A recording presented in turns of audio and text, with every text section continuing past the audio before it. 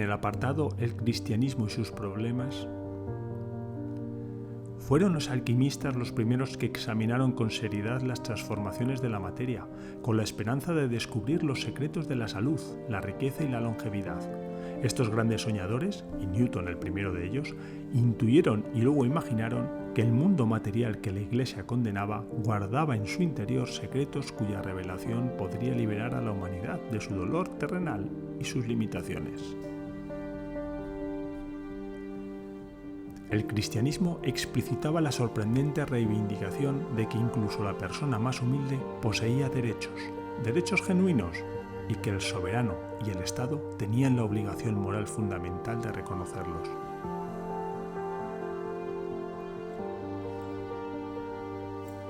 La sociedad producida por el cristianismo era mucho menos bárbara que las sociedades paganas, incluida la romana, a las que sustituyó.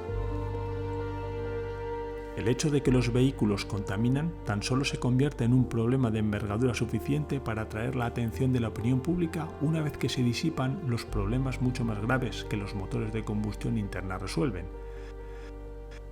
La gente que vive en la pobreza no se preocupa por el dióxido de carbono.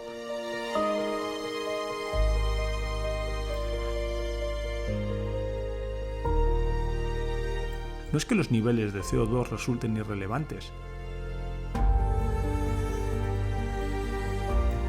te lo parecen cuando trabajas hasta la extenuación, desfalleces de hambre y apenas consigues arrancarle una mísera subsistencia a una tierra pedregosa llena de cardos y espinas. Son irrelevantes hasta que se inventa el tractor y cientos de millones de personas dejan de morir de inanición.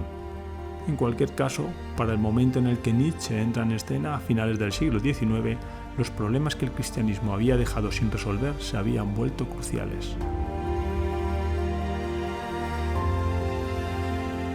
Nietzsche argumentaba que era precisamente el sentido de la verdad desarrollado en su más elevado sentido por el propio cristianismo lo que en última instancia se había de cuestionar, socavando así los supuestos fundamentos de la fe.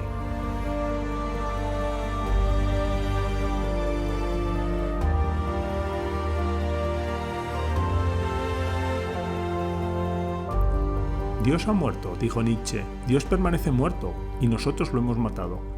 ¿Cómo nos consolaremos asesinos entre los asesinos? Lo más sagrado y poderoso que poseía el mundo hasta ahora se ha desangrado bajo nuestros cuchillos. ¿Quién quitará de nosotros esta sangre?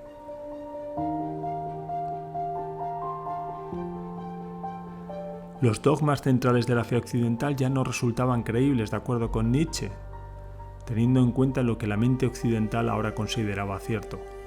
Pero era su segundo ataque, el referido a la confiscación de la verdadera carga moral del cristianismo durante el desarrollo de la Iglesia, el que resultaba más devastador.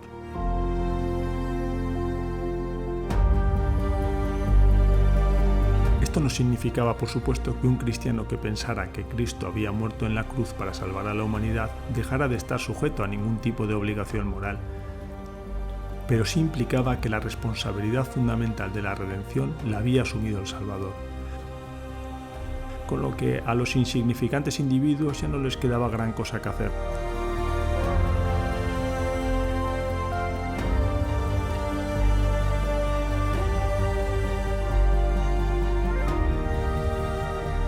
La creencia dogmática en los axiomas fundamentales del cristianismo, que la crucifixión de Cristo redimía al mundo, que la salvación se reservaba para el más allá, que ésta no se podía alcanzar mediante el trabajo, tenía tres consecuencias que se reforzaban mutuamente.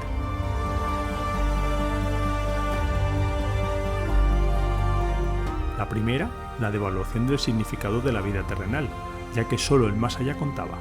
Esto también significaba que resultaba aceptable obviar o silenciar la responsabilidad por el sufrimiento que existía aquí y ahora.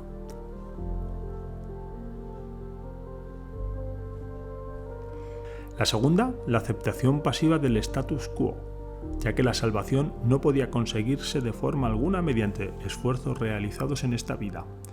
Una consecuencia que también Marx ridiculizaba con su postulado de que la religión era el opio de las masas.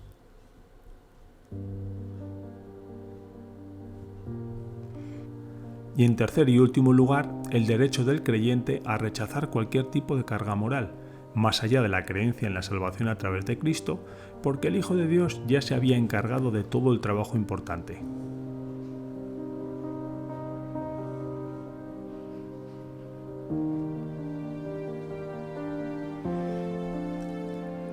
Eran los mismos motivos por los que Dostoyevski, que tuvo una gran influencia en Nietzsche, también criticaba el cristianismo institucional, aunque de una forma más ambigua y también más sofisticada.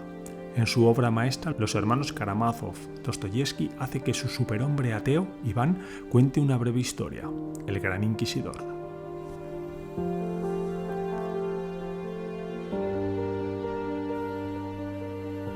Y es aquí donde, en mi opinión, Dostoyevski va verdaderamente más allá que Nietzsche, donde la gran literatura del primero trasciende la mera filosofía del segundo.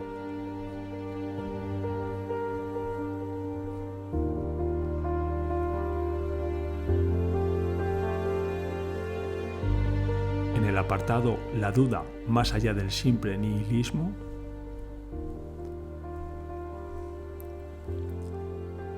decir esto es limitarse a señalar que el futuro puede ser mejor si en el presente se hacen los sacrificios necesarios. Ningún otro animal ha sido jamás capaz de llegar a esta conclusión, y a nosotros nos costó centenares de miles de años hacerlo.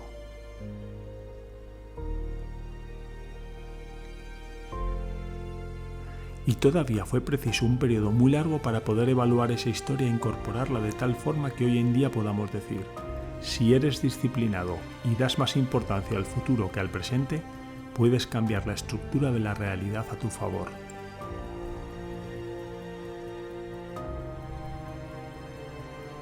Ahora el autor hace una reflexión personal. El superficial cristianismo de mis años de juventud se me quedó pequeño una vez que estuve en condiciones de comprender lo básico de la teoría de Darwin.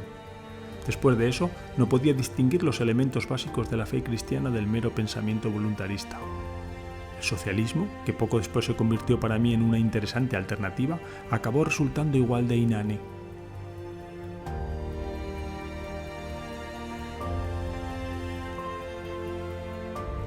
Con el tiempo llegué a entender, gracias al gran George Orwell, que una gran parte de ese pensamiento basaba su motivación en el odio a los ricos y a los triunfadores, más que en un verdadero interés por los pobres.